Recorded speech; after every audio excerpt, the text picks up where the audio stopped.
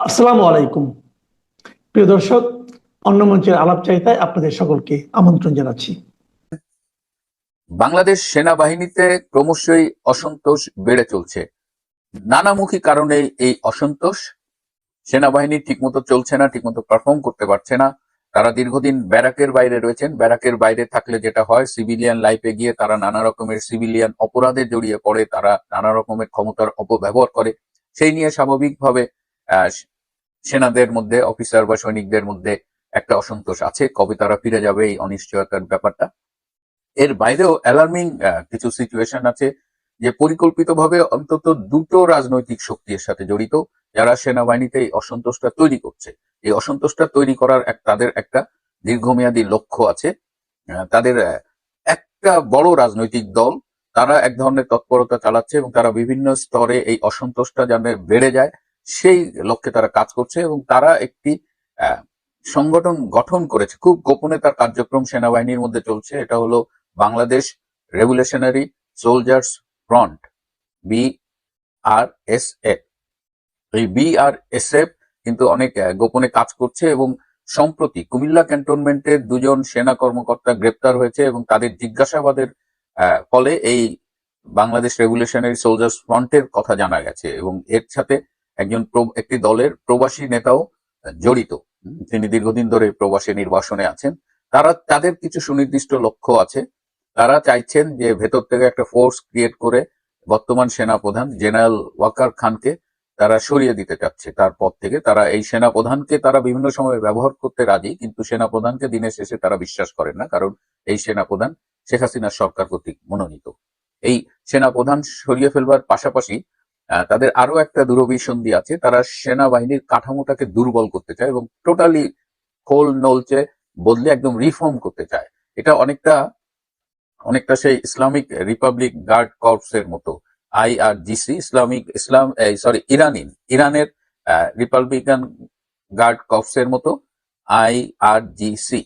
এই ইরানে একটা রেগুলার সেনাবাহিনী আছে, পাশাপাশি তাদের এই IRGC আছে। এই IRGC সেনাবাহিনীতেও শক্তিশালী এবং তারা পলিটিক্যালি অনেকখানি মোটিভেটেড। এই যে এই ইরানের যে খোমেনি, ইরানে তাদের যে সরকারটা রয়েছে, তারা যখন তাদের রাজনৈতিক উদ্দেশ্য বাস্তবায়নে তাদের ফোর্স দরকার হয়, তখন এই IRGC এরা কাজ করে। তো সেই ফর্মে বাংলাদেশ সেনাবাহিনীটাকে এই বাংলাদেশ রেভলিউশনারি সোলজার্স ফ্রন্টে তারা করতে চাচ্ছে। এবং এর ফলে হবে কি, আলটিমেটলি আশঙ্কা করা হচ্ছে যে পুরো আর্মির কাঠামোটাই দুর্বল হয়ে যাবে। এবং এইসব করার ফলে এর সাথে যখন আর্মি দুর্বল হবে, পুলিশ তো অলরেডি গেছে, র্যাবও আগের মতো শক্তিশালী নেই, এখন আর্মিটাকে যদি দুর্বল করা যায়, তাহলে এই এইখানে জঙ্গি তৎপরতা এবং অন্যান্য তৎপরতাও বেড়ে যাবে। এবং তার ফলে যেটা হবে যে বহির শক্তি আক্রমণের ঝুঁকি বেড়ে যাবে। এবং এই যে একটি বড় রাজনৈতিক দলের কথা বললাম, তাদের সাথে পাকিস্তানি গোয়েন্দা সংস্থা ISI জড়িত। এর বাইরে আরো একটা তৎপরতা আছে, সেটা হলো যে শেখ হাসিনা সরকারের আমলে বিভিন্ন শাস্তি পেয়ে, বিভিন্ন ধরনের ডিসিপ্লিনারি গ্রাউন্ডে যারা চাকরিচ্যুত হয়েছিলেন বা রিটায়ারমেন্টে পাঠানো হয়েছিল যাদের, তাদের একটা সংগঠন করা হয়েছে, নেক্সাস ডিফেন্স ফোর্স। এই নেক্সাস ডিফেন্স ফোর্সেরও একটা তৎপরতা কাজ করছে এবং এই নেক্সাস ডিফেন্স ফোর্সের সাথে বেসিক্যালি যুদ্ধ অপরাধী গোলাম আজমের ছেলে ব্রিগেডিয়ার আজমি এবং ব্রিগেডিয়ার হাসান নাসির এরা জড়িত। এবং তারাও এই সেনাবাহিনীতে তাদের একচ্ছত্র প্রভাব স্টাবলিশ করতে চায় এবং তাদেরও এরকম দুরভিসন্ধি আছে সেনাবাহিনী নিয়ে। এবং আলটিমেটলি যে যাই করুক, এই সেনাবাহিনী দুর্বল হবে। এবং এই কারণে ব্রিগেডিয়ার হাসান নাসিরকে কিন্তু পার্সোনাল নন গ্রাটা, মানে ক্যান্টনমেন্ট এলাকায় অবাঞ্ছিত ঘোষণা করা হয়েছে এই বিকজ অফ দিস মুভমেন্টস। এরাও নানামুখী অপতৎপরতায় জড়িয়ে আছে এবং এরা এই গত বছরের জুলাই আগস্টের যে সোকল কালার রেগুলেশনটা হলো, সেখানে কিন্তু এরা একটা বড় ভূমিকা রেখেছিল।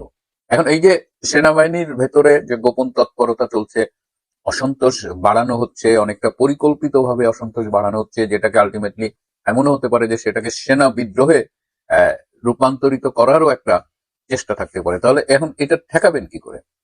যারা সামরিক বিষয় নিয়ে গবেষণা করেন বা নিরাপত্তা বিশ্লেষক, তারা বলছেন যে ক্যান্টনমেন্টের ভেতরে এই মনিটরিং এবং সার্ভিলেন্স বাড়াতে হবে, গোয়েন্দা তৎপরতা বাড়াতে হবে, যাতে এই যে যারা রেভলিউশনারি ফোর্স করতে চায় বা এই নেক্সাস ডিফেন্স ফোর্সের কার্যক্রম সাথে জড়িত, এগুলো ডিটেক্ট করে এদের প্রিভেন্ট করতে হবে।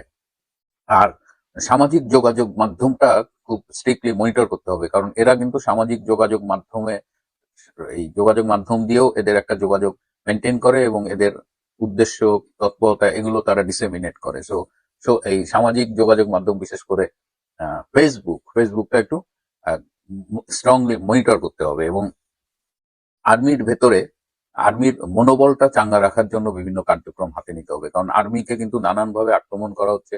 ইভেন ইউটিউবেও অনেক ইউটিউবার আছেন, এমনকি প্রাক্তন সামরিক কর্মকর্তা, যারা অনেক কিছু বানিয়ে বলেন। হ্যাঁ, সো এবং এর ফলে হয় কি, তাদের উপরে মেন্টাল একটা স্ট্রেস পড়ে এবং যে কারণে সেনাবাহিনীর ইভেন সিনিয়র অফিসাররাও কিন্তু এই সেনাবাহিনীকে নিয়ে যে পাবলিক পারসেপশন, সেনাবাহিনীকে যেভাবে অপমান করা হচ্ছে, সেনাপ্রধানকে নিয়ে কথায় কথায় যেভাবে টিটকারি করা হচ্ছে, তো এইগুলো ওভারঅল সেনাবাহিনীর ইমেজের জন্য খুব ক্ষতিকর। যে কারণে সেনাবাহিনী বিভিন্ন পর্যায়ে এখন তারা আশা করেন যে জেনারেল ওয়াকার সেনা প্রধান হিসেবে, বাহিনী প্রধান হিসেবে তিনি তার ভূমিকাটা একটা স্ট্রং ভূমিকা রাখবেন। এবং এই এর আগেও আমি বলেছি যে এখন তারা তাদের ফ্যামিলির লোকজনের কাছেও অনেকটা একটা মানে বলে যে মুখ দেখানো যায় না, এরকম ফ্যামিলির লোকজনও তাদের টিটকারি করে।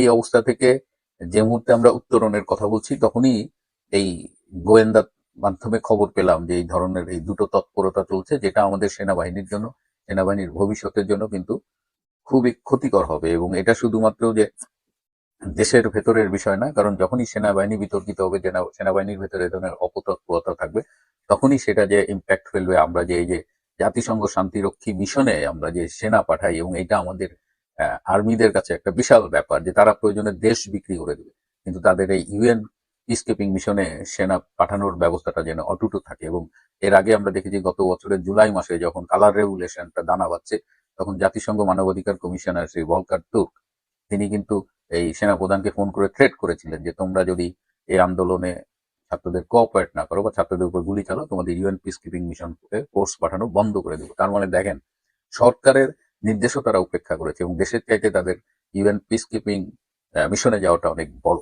তো এই অবস্থায় সেনাবাহিনীর এই ভেতরে যে অসন্তোষ, একটা ডিসিপ্লিন ফোর্সের ভেতরে এই ধরনের একটা পোটেনশিয়াল মিউটিনি, একটা বিদ্রোহ সংগঠিত করার অপচেষ্টা, এগুলোকে এখনই থামাতে হবে। গত দুদিনে বাংলাদেশের চলমান রাজনীতিতে বেশ কিছু গুরুত্বপূর্ণ ঘটনা ঘটে গেছে।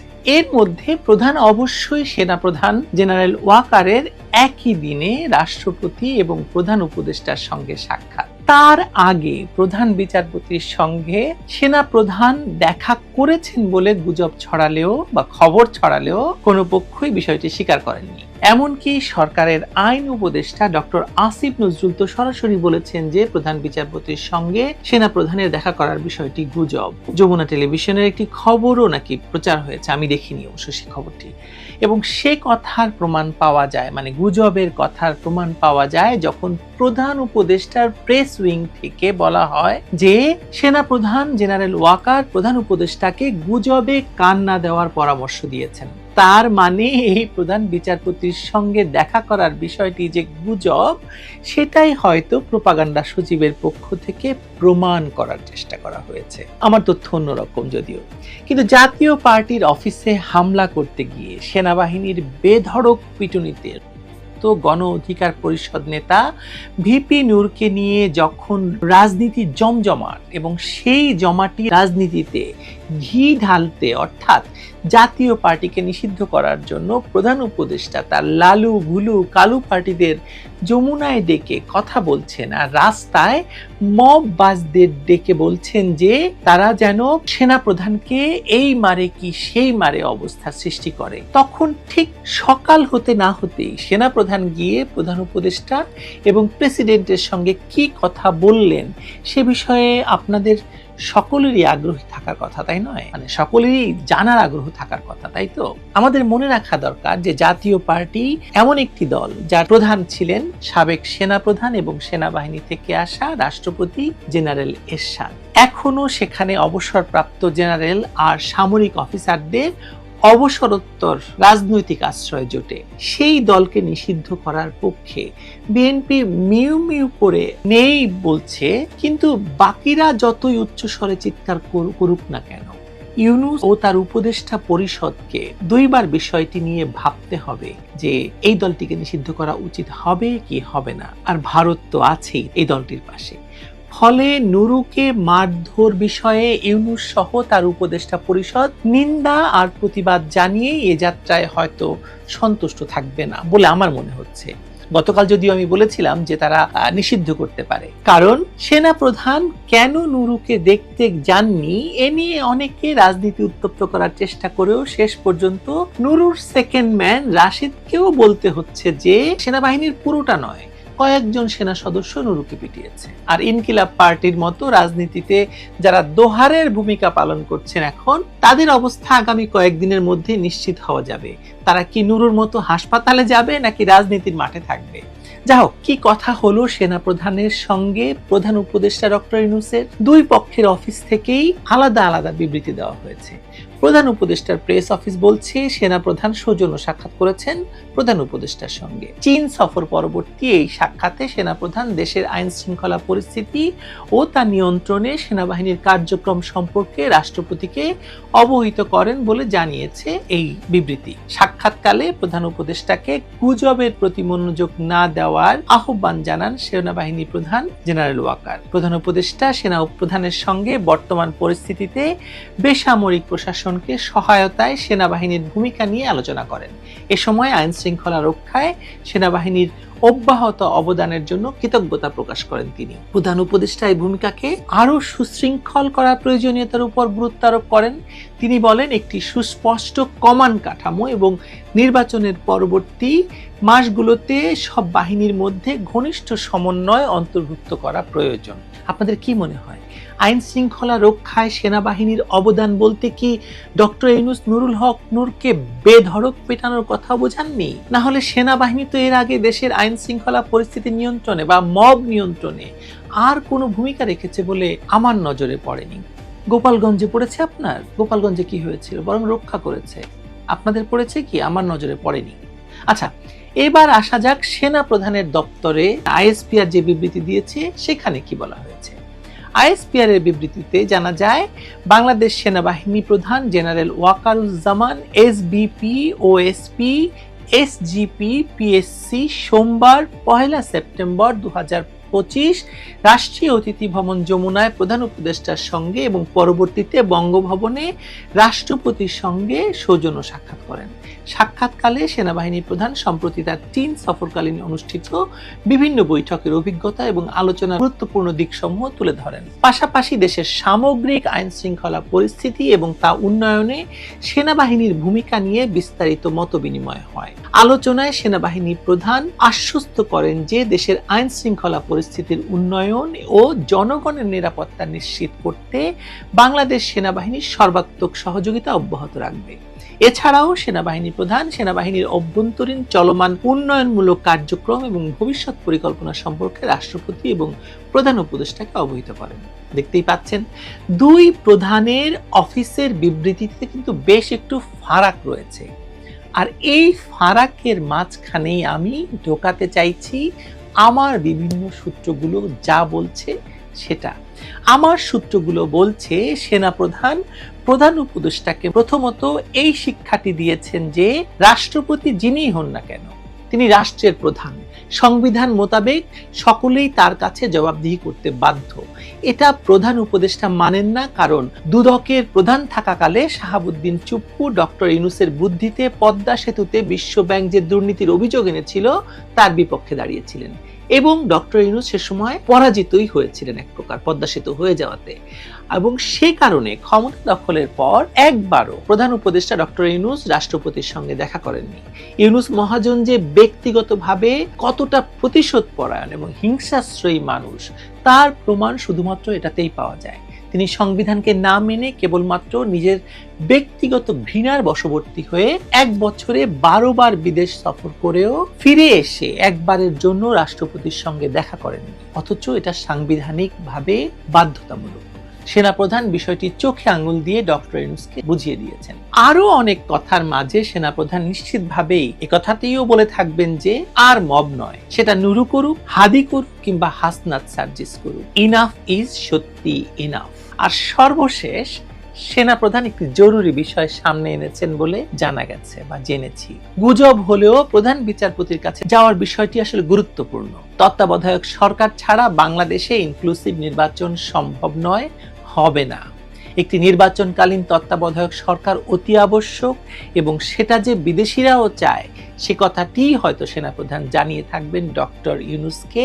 আর ইনক্লুসিভ নির্বাচনের বিষয়টি তো বিদেশিরা ডক্টর ইউনূসকে আগেই জানিয়েছেন। ফলে খুব পরিষ্কারভাবে এই কথাটি হয়তো সেনাপ্রধান ডক্টর ইউনূসকে বলে থাকবেন যে আপনি চালান, অসুবিধা নেই, কিন্তু নির্বাচনকালীন সরকার আপনার সরকার নয়। ফলে নুরুর মার খাওয়া সেনাপ্রধানের মব দমনের প্রতিশ্রুতি এবং একই দিনে রাষ্ট্রপতি আর প্রধান উপদেষ্টার সঙ্গে সেনাপ্রধানের সাক্ষাৎ বিষয়ে আমি এইটুকুই জেনেছি বলে আপনাদের জানালাম। আরো যেটা জেনেছি সেটা এখনই বলতে চাই না, অপেক্ষা করুন, আপনারাও নিজেরাও প্রমাণ পাবেন, আসলে আমার বলতে হবে না। তবে নিশ্চিতভাবে বলছি, নির্বাচনকালীন সরকারে ইউনূস থাকছেন না, এটা নিশ্চিত।